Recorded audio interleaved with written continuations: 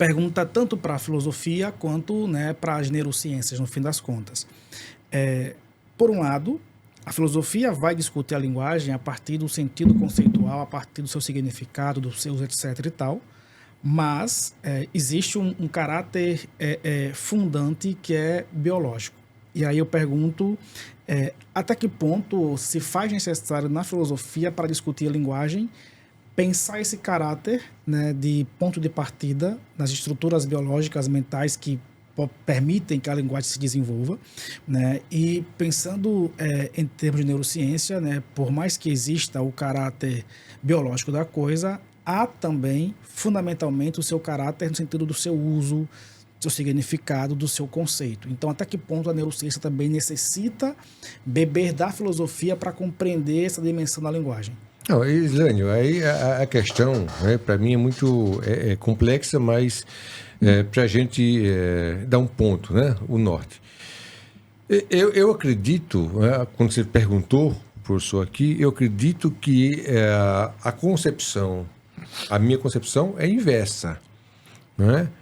Eu acho que sem a filosofia eu não compreendo, né, esse sentido. Uma coisa é você falar da máquina, né? Outra coisa é você falar do sentido que está sendo produzido a partir daí, que é o excepcional, né? Deixando mais claro. O que você tem aqui, na realidade, né, é uma projeção feita por um hardware, pelo computador. Isso aqui é uma projeção. Sim. Certo? O que está rodando por baixo dessa projeção aqui, na realidade, não é nem essa projeção, é o DOS. Ainda é o DOS. Para quem sabe a linguagem de computadores, é o MS-DOS, né, que é a base da linguagem de computador. E um programa vem acima para poder dar sentido a isso. Senão você não compreende. Né? Senão eu nunca ia ver essa tela aqui colorida dessa forma, que o DOS só letrinhas brancas e o fundo preto. Né? Então, assim, esse sentido da linguagem é dado a partir do momento, né, da relação com o meio. A partir do momento que eu consigo, na realidade, especular isso. O que a gente está falando aqui nada mais é do que a utilização da filosofia nesse processo que está acontecendo aqui de linguagem. Sim. Entende? Apesar que tem um órgão lá, o cérebro, entende? Mas por si só, né, não é só isso. Tem uma coisa muito maior.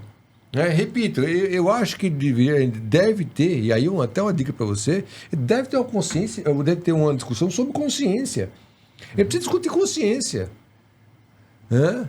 Porque tem uma coisa que faz dar sentido isso aqui, que a neurociência não consegue explicar.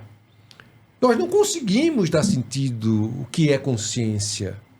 Entende? Sim. E consciência é isso que está acontecendo nesse momento aqui. O que está acontecendo aqui? O professor que é o filósofo, tá? Mas eu posso afirmar aqui que isso aqui é o encontro de consciências. Né? Sim, E uma interação intensa nesse encontro de consciências. A neurociência não tem como explicar isso. Sim. Né? Do que está acontecendo nesse entre aqui. Não tem.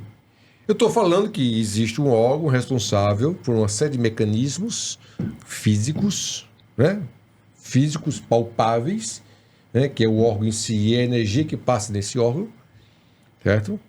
Mas o sentido produzido por isso aqui, meu amigo, desculpa, não, entendeu? Nós não conseguimos explicar. Né? Eu sei se eu danificar esse órgão que eu vou ter um grave problema. Sim. Inclusive na linguagem. Dependendo da área onde eu danificar, qual é a borda do copo que eu danifico. Pressupondo que seja um cérebro. Perfeito. Mas o sentido de tudo isso, eu não consigo dar. A neurociência não consegue dar. Entende? Eu só tenho uma possibilidade de compreender.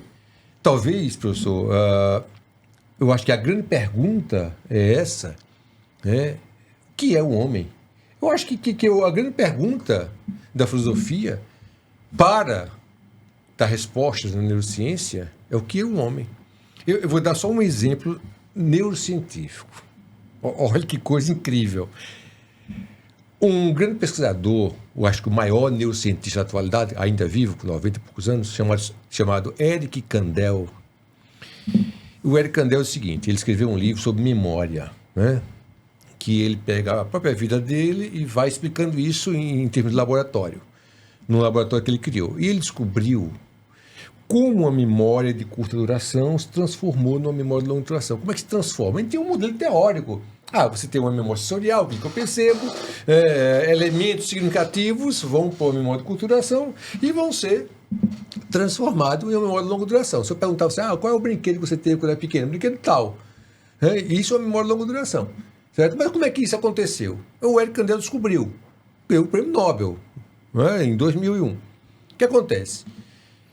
Existe uma gravação bioquímica nos genes do neurônio, cara. Imagine, através de uma proteína. Isso é um mecanismo perfeito. Mas sabe qual é a grande questão por trás disso? Que as experiências da relação alteram esses neurônios. Entende? Estou falando da experiência que eu tenho no meu dia a dia. Alteram esses neurônios. Explique isso. Como isso acontece? O que é experiência? Se eu pedir, Islane, por favor, você poderia colocar o seu dedo naquela tomada ali? Você iria? Não. Eu estou pedindo com muito respeito, Islane. Bota o dedo na tomada. Eu já perdi pedaço de um, eu não quero perder outro. Não quero perder outro. Olha só, então o que acontece? Você, por experiência, sabe, certo? Mas isso está tão gravado, a tua memória, essas experiências que estão lá, que você atribui, codifica e decodifica, que eu não tenho como explicar, consigo explicar bioquimicamente. Mas fora isso, entende? Aí entra a questão da filosofia, mas entra com a violência tão grande, violência no bom sentido, uma violência tão grande, que não tem outra forma de compreender a não ser pelas possibilidades, de tentar responder esses modelos, essas escolas filosóficas, de explicar como, o que é esse homem. Então, é dessa forma que a filosofia se encaixa na neurociência, entende? Principalmente, repito, principalmente quando a gente fala do mistério da consciência. É um rio, meu amigo. É um rio. Não tem, biologicamente, eu não tenho como explicar a consciência. Entende? Perfeito. Biologicamente, eu não tenho como explicar. A ciência não tem como explicar a consciência. A não ser na concepção filosófica.